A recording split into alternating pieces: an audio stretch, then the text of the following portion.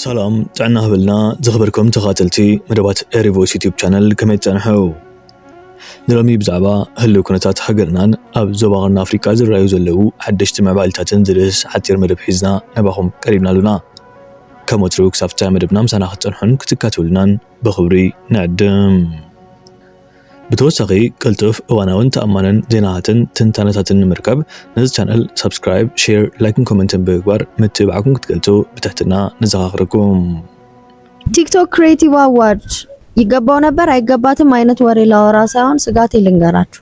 አንደኛው ስጋቴ ሀገር ሲያረጅ ጃርት ያበቅላል ይባላልና እሱ ነገር እውን እንዳይሆንብን በእኛ ኮንቴክስት እፈራለሁ። ሁለተኛ ትምህርት ጠል የሆነ ጄነሬሽን እየተነሳ እንደሆነ እያየው ነው። ምክንያቱም በማርም ያው 4000 ብር 5000 ብር ደሞዝ ለማግኘት ከዚህ ኢንፍሉዌንሰር ሆኜ ጎዳና ላይ ብጮ ብዙ ቪው ይኖረኛል፣ ዊርድ ነገር አድርጌ ተመልካች ይኖረኛል፣ ደን ፕሮሞሽን ይመጣል፣ ሀብታም ሆናለሁ ይላል። ያልገባን ነገር ሀብታም ሊኮን ይችላል፣ ግን ሀብትን እንኳን ሰስቴን ለማድረግ ለማቆየት ካራክተር ይፈልጋል፣ ዲሲፕሊን ይጠይቃል። ዲሲፕሊን የሌለው ሀብት ያጠፋል ነው የምላችሁ። ሲቀጥል የትኛውም ሲቪላይዜሽን በትምህርት ነው። አርኪቴክቸር ያስፈልጋል፣ ሜዲሲን ያስፈልጋል፣ አንትሮፖሎጂ ያስፈልጋል፣ ሳይኮሎጂ ያስፈልጋል፣ ጆርናሊዝም ያስፈልጋል፣ ብቻ ሙያ ያስፈልጋል። ሙያ ደግሞ ትምህርት ይጠይቃል፣ የአመታት ልፋት ይጠይቃል። ይቺ አቋራጭ መንገድ ገንዘብ እንኳን ብታመጣ ትንሽ ሃርድሺፕ ትንሽ ቻሌንጅ የሆነ ፈተና ሲያጋጥም እንደዚህ አይነት መንገድ የመጣ ሰው ቶሎ ተስፋ ወደ መቅረት ራሱን ከሌሎች ሰዎች ጋር አነጻጽሮ ደስተኛ ወደ አለመሆን ከዛ መጀመሪያ የወጣበት ከፍታ አለ ለመውረድ ፍርሃት ብቻ መንገዱ ግራ ነው የሚያጋባው። ዲፕሬሽን ውስጥ ነው የሚገባው። እነ ቻይና ቲክቶክን ክሬት አድርገው ለዜጎቻቸው ግን ፊልተር እያደረጉ ነው እየሰጡ ያሉት። ጭራሽ እንደውም ፕሮፌሽናል ያልሆነ ቲክቶክ አይሰራም፣ የዲግሪ ወረቀት አምጡ ኳሊፋይድ መሆናችሁ ለምትሰሩት ነገር እያሉ ነው። ምክንያቱም እነሱ ለትውልዳቸው ያስባሉ። ስልጣኔያቸው በምን እንደመጣ ያውቃሉ። በሃርድ ወርክ በዲሲፕሊን ነው፣ በትምህርት ነው። እኛ ያለን ፈተና ያለን መከራ የፋይናንሻል ክራይሲሱ ድህነቱ እንዳለ ሆኖ ሌላ ተጨማሪ ደግሞ ሌላ በሽታ ጥቅም ያለ ትውልድ እየመጣ ነው የምላችሁ። ከዛ ደግሞ ክብራቸው በኖራቸው የሚባለው አይነት ዛሬ አዋርዱ ላይ ዛሬ ነው ያየሁት። በቃ ቀጥታ ኮፒ ፔስት ከፈረንጅ ሴሌብሪቲ የተደረጉ ነገሮች፣ የራስ ቀለም አለመኖር አይደንቲቲ ክራይሲስ ነው ይሄ።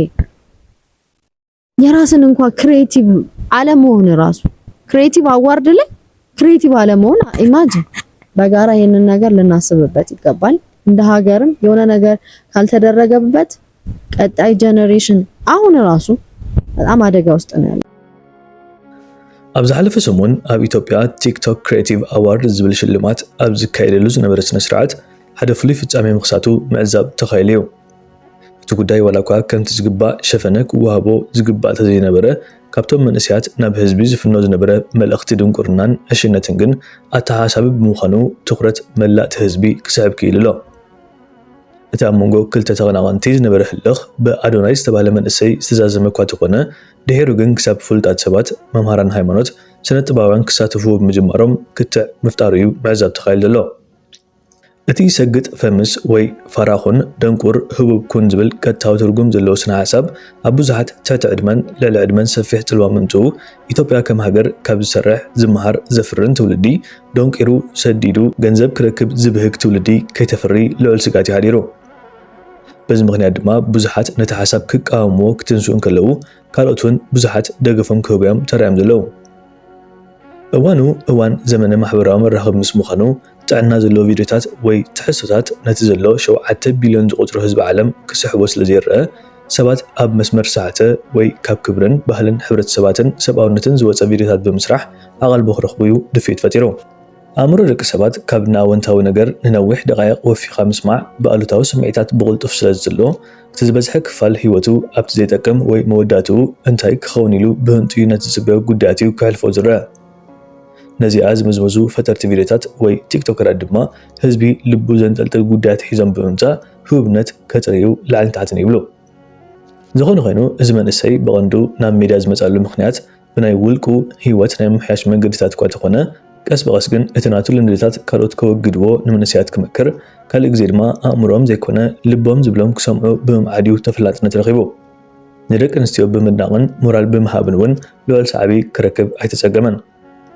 ካብ ዘቕረባ ዋርሕ ግን ኣብ ኢትዮጵያ ዝተፈለየ ሓሳብ ሒዙ ብምምፃእ ሰባት ገንዘብ ክረኽቡ ክመሃሩ ክሰርሑ ክለፍዑ ዘይኮነ ክድንኩሩ ብድሕረት ክጥቅዑ ሃሌለይ ክብሉ ከም ዘለዎም እዩ ምትብባዕ ጀሚሩ።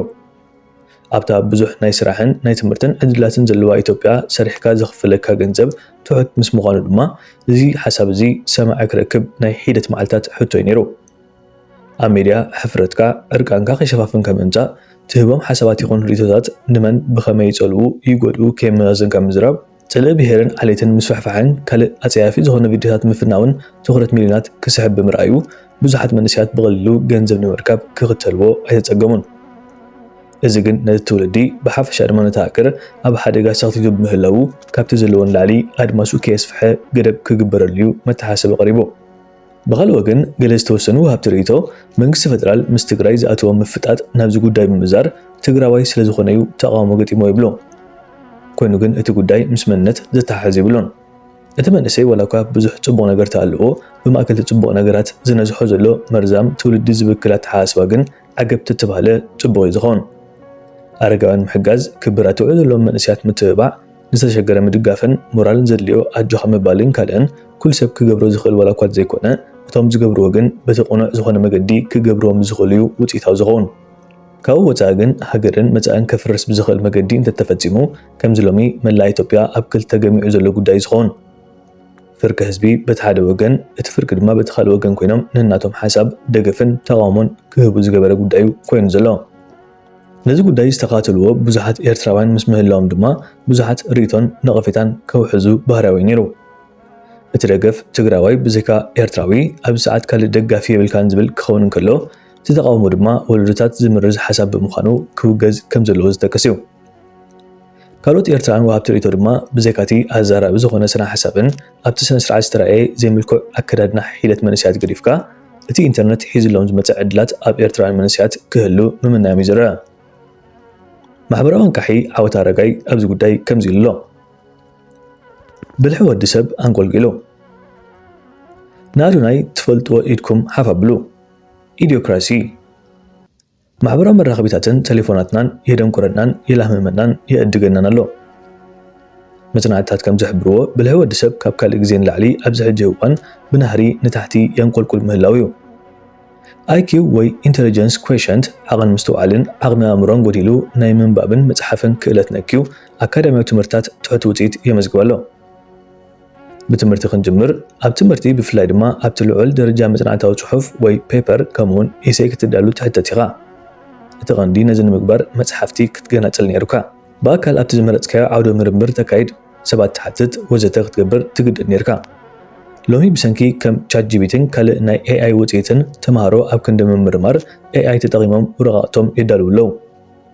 እዚ ናይ ተምሃሮ ናይ ክሪቲካል ቲንኪን ወይ ህየሳዊ ምንቃል ሓሳብን መፅሓፍን ዓቕሞም ኣጉዲሉ ትሑት ኣካዳሚያዊ ውፅኢት የመዝግቡ ኣለዉ። እዚ AI ስሎፕ ዝብል ስም ተዋሂብዎ ዘሎ ኣዝዩ ትሑት ብቕዓት ዘለዎ ትሕዝቶ ይስማዕ። ሕብረተሰብ ካብ ዝደንቁሩ ዘለዉ ነገራት ካልእ ኣብ ከም ቲክቶክን ሪልስን ዝርከብ ሓፀርቲ ቪድዮታት እዩ። ሓፀርቲ ቪድዮታት እውን ሙሉእ ኣይረኣዩን እዮም። ምክንያቱ ሰባት ስክሮል ስለ ዝለመዱ ካብ ሓደ ገፅ ናብ ካልእ ገፅ ክናጠሩ ናይ ምስትውዓልን ኣብ ሓደ ናይ ምትኳር ዓቕሞምን እናጎደለ ይመፅእ ኣሎ። ቀፂሉ ካብ ዘደንቁረና ዘሎ ነገራት ቴሌፎናትናን ምስ ስክሪን ዘለና ፍቕርን ወልፍን እዩ። ኣብ ስክሪን ካብ ሓደ ገፅ ናብ ካልእ ገፅ ክንዘልል መፅሓፍቲ ናይ ምንባብ ግዜና ነባኽን ኣለና። መፅሓፍ ዘይንብብ ክፅሕፍ ዘይፍትን ሰብ ድማ ክመሃር ዘለዎ ብቕዓት ትሑት እዩ። ንኣብነት ኣብዚ ማሕበራዊ መራኸቢታት ገለገለ ክትሪኦምን ክትሰምዖምን ዘገርሙ ቪድዮታት ትርኢ እሞ እንታይ የርእየልካ ድንፁ ይብለካ፣ ግን ደጊምካ ከምኡ ዓይነት ቪድዮ ምርኣይ ትቕፅሎ። ኣብዚ እዋን እዚ ኢዲዮክራሲ ትኸውን ኣለኻ ማለት ትልህምም ትዕንጅል ትድንቁር ኣለኻ ማለት እዩ። ምክንያቱ ሕማቕ ምዃኑ እናፈለጥካ ትደጋግሞን ንቡር ጌርካ ትወስዶን ምህላውካ። ሓደ ሰብ ዓንጀልጀል እናበለ ትሪኦ ዓንጃል ምዃኑ ፈሊጥካ ኣለኻ ግን ምርኣይ ትቕፅል። ኣብዚ እዋን ዳምፋውንድድ ትኸውን እናደንፅወካ ትርኢ ንስኻ እውን ምዕንጅሉ ትቕየር። እዚ ድማ ናብ ብሬን ሮት ምሽሙሽ ሓንጎል የምርሕ። ቀደም ዝበዝሕ ሰብ ፀርፊ ብፍላይ ድማ እታ ብስድነት ዝተመልኣ ካብ ኣፍካ ክወፅእ ነውሪ ክትሰምዖ ድማ ረባሺ ነይሩ። ሎሚ ፀርፊ ማሕበራዊ መራኸቢታት ከም ኖርማል ንቡር ገይሩ ዝወስዶ ሰብ ብዙሕ እዩ።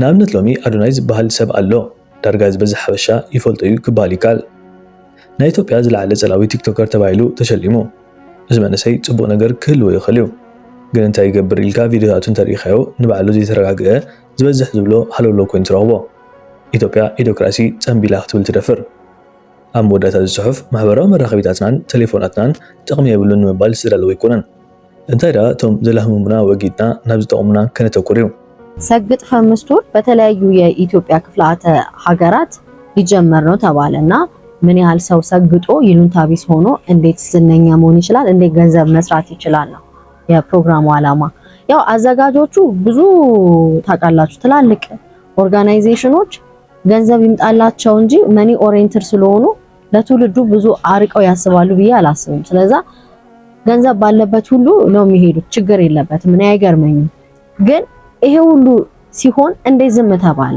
ለትውልድ የሚያስብ የለም ወይ የህግ አካላት የላችሁም ወይ ሚኒስትር መስሪያ ቤት ምን ትሰራላችሁ ቲክቶክ ክሪኤቲቭ አዋርድ እንደዛ ኦክዋርድ የሆነው ነገሮች ሲታዩ ካለባበስ ከንግግር ከሁሉ ከሁኔታ በቃ የጨበራ ተስካር መስሎ ሰው እየጮኸ እንዴት ዝም ትላላችሁ ለነገ አታስቡም ለዛሬ ሳታስቡም ነውር በአደባባይ ሲነግስ ሲጨበጨብለት እየታየ እንዴት ዝም ይባላል ኢግኖራንስን ፕሮሞት እየተደረገ አለማወቅ ድድብና አለመመራመር ለምንናገረው ንግግር ሁለት ጊዜ አለማሰብን ኮንሲኩዌንስን አለማሰብ የሰውን ባውንደሪ አለመጠበቅ as long as እኔ እስከተመቸኝ ድረስ የፈለከውትን አረጋለሁ ገንዘብ አገኛለሁ ብሎ ማቴሪያሊስት መሆን ገንዘብ ተኮር ብቻ ስኬትን ከገንዘብና ከገንዘብ ጋር ብቻ ሊንክ ያደረገ ትውልድ እየፈራ እየታየ እንዴት ዝም ይባላል ለምን ዝም አላችሁ ስኬት እኮ ማለት ሰው በመንፈሳዊ በማህበራዊ በስነ ልቦናዊ በአካላዊ በስሜት በእነዚህ ነገሮች ጤናማ የሆነ ሚዛን ይዞ መኖር ሲችል ነው አንድ ሰው መኪና ኖረው ቤት ኖረው ሶሻል ላይፉ መንፈሳዊ ነገሩ ወይ በሆነ አስፔክት ሊምፕ ካረገ ምኑ ነው ስኬት በቃ የራስን ተሰጦ ማውጣት ነው ያለው ምናምን ትላላችሁ እንዴ ቃል በቃል ደደብ ሁን ደደብ አናላይዝ አታድርግ የምታረገው ነገር ምን አይነት ኮንሲኩዌንስ እንዳለው ሁለት ያታስብ እየተባልክ